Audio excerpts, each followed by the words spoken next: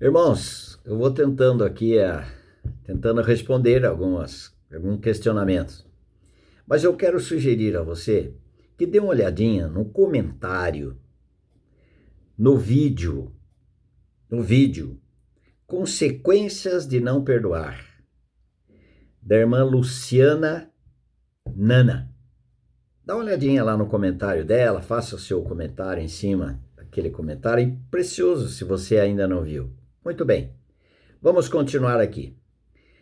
A outra irmã, a Letícia, ela faz o seguinte comentário. Eu devo continuar com uma pessoa que eu perdoei, mas ela não mudou os seus hábitos. É interessante esse assunto, querido, de perdão, porque falamos já no outro vídeo, quando nós não perdoamos, a nossa mente fica girando, girando, girando, e cada vez mais aumenta a ira, tristeza, angústia. A gente começa a ver que a gente é um miserável, não tem alegria em encontrar essa pessoa. A conversar, então, parece que não tem assunto. Fica um ambiente muito esquisito, quando nós não perdoamos. Agora, quando nós perdoamos, há uma possibilidade de abertura do céu em nosso favor e nosso benefício.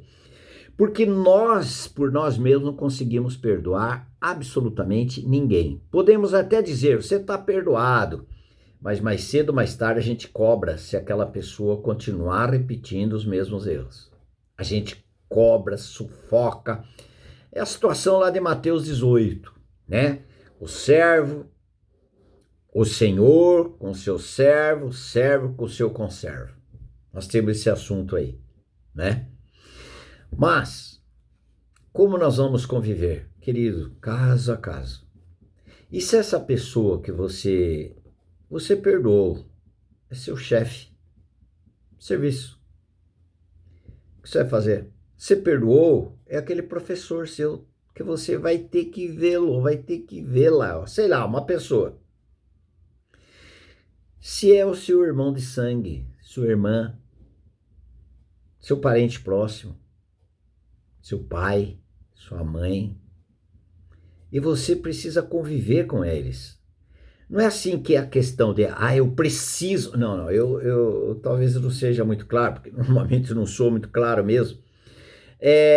A sua convivência deve ser com essas pessoas, vamos dizer assim.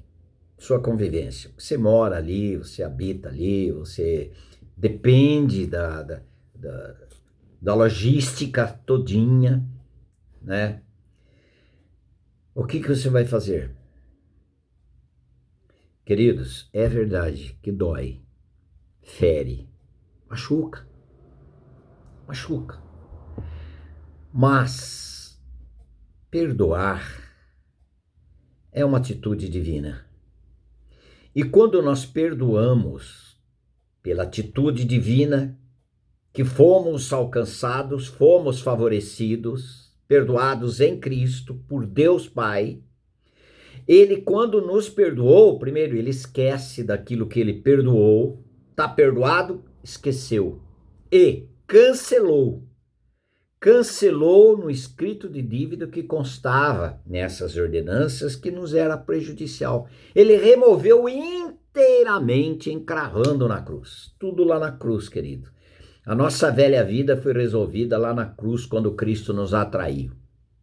Eu sempre estou repetindo isso porque gostaria que vocês também ficassem com essa linguagem e recebesse pelo Espírito Santo a revelação de que fomos atraídos em Cristo. O amor de Cristo nos constrange.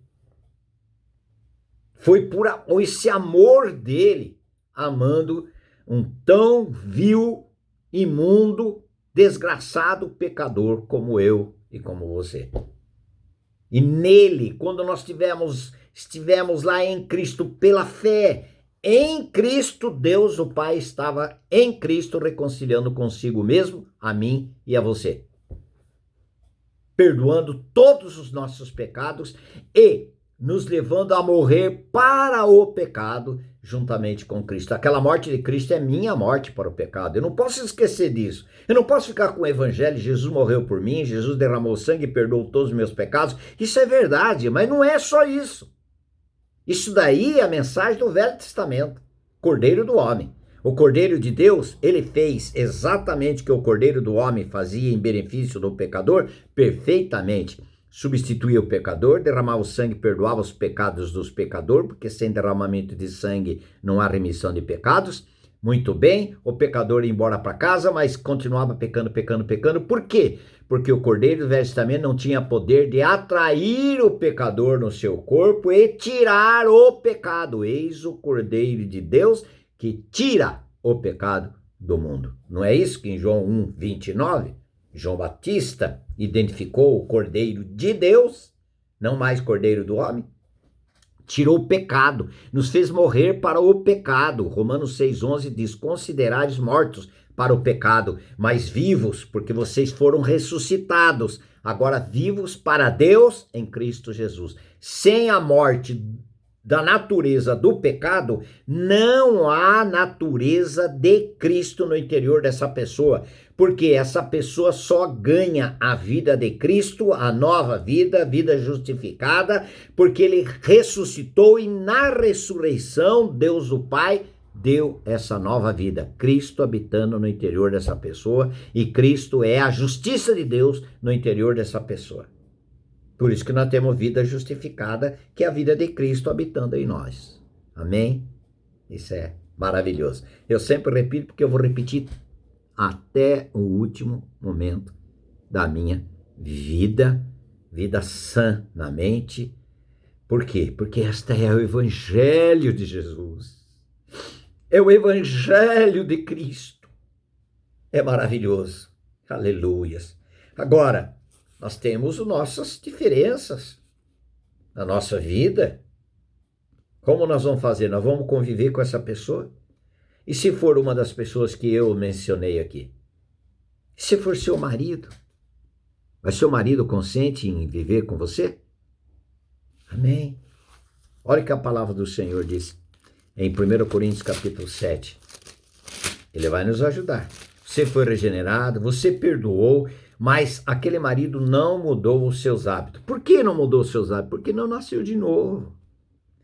Por que você mudou os seus hábitos? Porque você foi nascida de novo. Você foi nascido de novo, mas a sua esposa não houve novo nascimento. Por isso que continua as mesmas práticas. E você está convivendo com essa pessoa. Olha o que a palavra do Senhor diz. Versículo 16 de 1 Coríntios 7. Versículo 12. Aos mais digo eu, não, Senhor, se algum irmão tem mulher incrédula e esta consente em morar com ele, não abandone. E a mulher que tem marido incrédulo e este consente em viver com ela, não deixe o marido. Olha só, não é para deixar. Ah, porque ele continua os mesmos hábitos, eu vou deixar. Se ele não é salvo, ele não é regenerado, ele não foi feito nova criatura, então ele vai continuar com os mesmos hábitos. Pode o Senhor trabalhar de tal ponto na vida desse marido, por causa da vida de Cristo que ela tem? Perfeitamente. Quantos casos? Pode totalmente o Senhor mudar a natureza desta mulher pelo convívio com este marido que foi regenerado, porque agora ele vai amar com o amor de Deus. Ela vai amar esse marido com o amor de Deus. Eu estou falando ela regenerada e ele regenerado. E o não regenerado, o incrédulo, ele vai perceber que esta mulher ganhou uma nova vida. Esse marido vai perceber que esta mulher ganhou uma nova vida. E isso vai fazer toda a diferença. E ainda em 1 Coríntios 7, versículo 16, pois, como sabes, ó mulher, se salvarás o teu marido? É uma orientação bíblica. Ou, como sabes, ó marido, se salvarás tua mulher? Ande cada um segundo o Senhor lhe tem distribuído, cada um conforme Deus o tem chamado, e assim que ordeno em todas as igrejas. Versículo 20: cada um permaneça na vocação em que foi chamado. E tem outros ensinos, leia a palavra aí em 1 Coríntios capítulo 7. Então eu tenho que engolir? Não. Se você está falando que é obrigado a engolir, porque está faltando vida em você. Tem Cristo. Imagine Cristo falasse assim, ó, eu tenho que engolir o Lúcio. Não. Eu atraí o Lúcio porque eu amo. Porque ele estava sobre a ira de Deus. E eu recebi, Jesus Cristo, eu recebi a ira de Deus sobre mim. O castigo que trazia para o Lúcio paz, eu assumi. O castigo que nos traz a paz estava sobre ele, e pelas suas pisaduras fomos sarados. Amém. Amém. Olha só como cristianismo não é só bater no peito, não é só mandar com crucifixo pendurado, não é tatuar crucifixo, não estou falando nada errado nisso. Mas não é isso só. Não é lá você ir, amém, ir lá, ficar o cartão na igreja evangélica, na igreja sei lá quem, denominação A, B, C, D. Eu sou cristão porque eu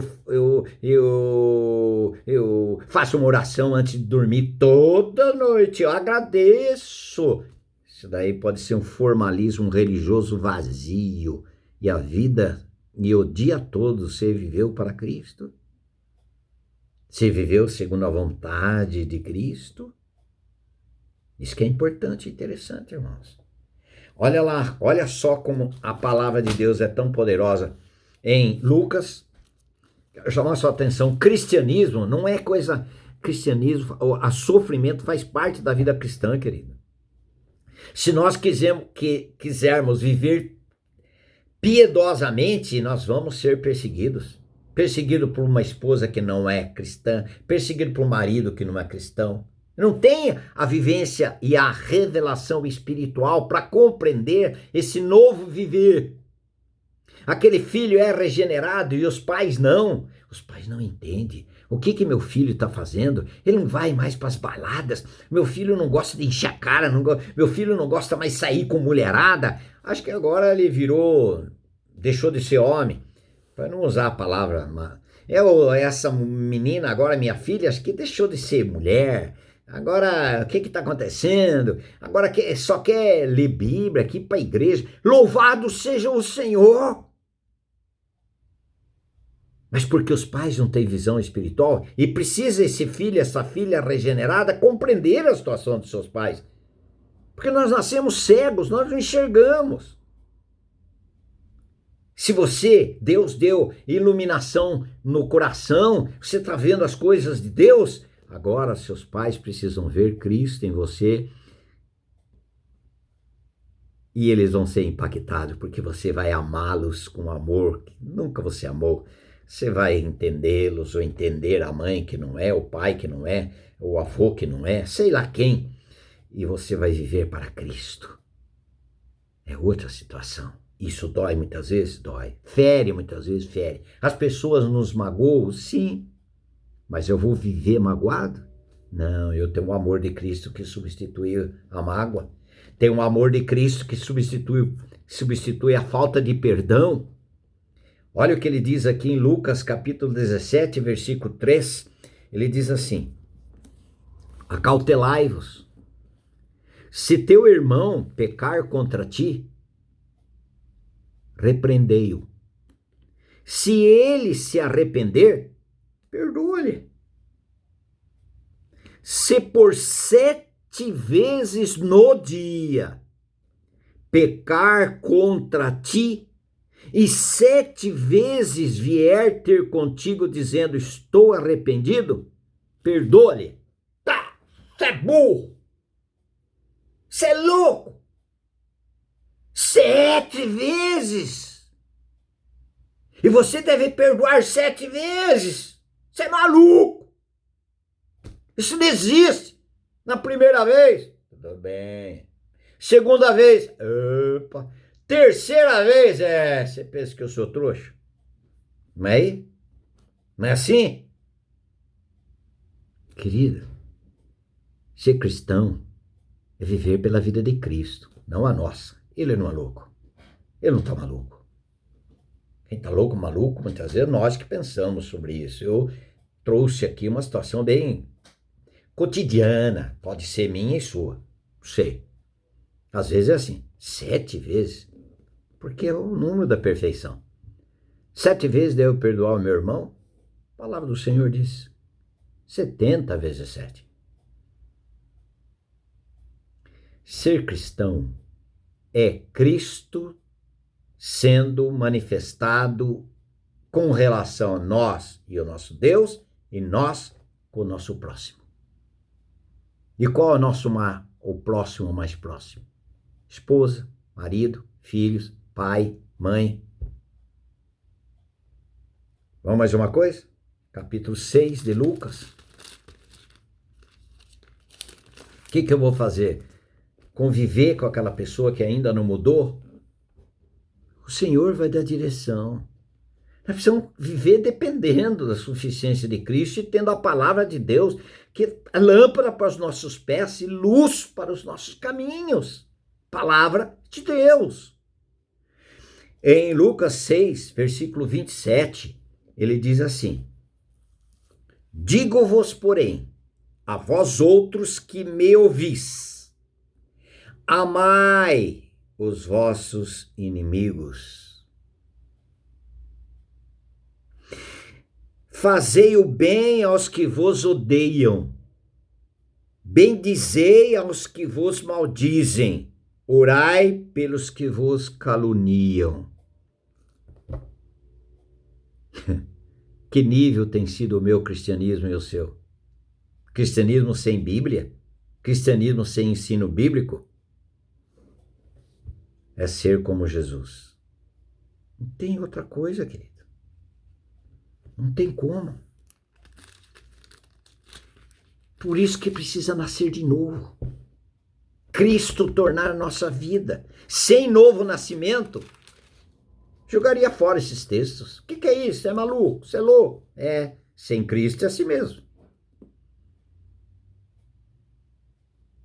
Em Marcos, capítulo 11, ele diz, versículo 25. E quando estiverdes orando, se tendes alguma coisa contra alguém, ele não disse alguém tem alguma coisa contra você, se tendes alguma coisa contra alguém, perdoai.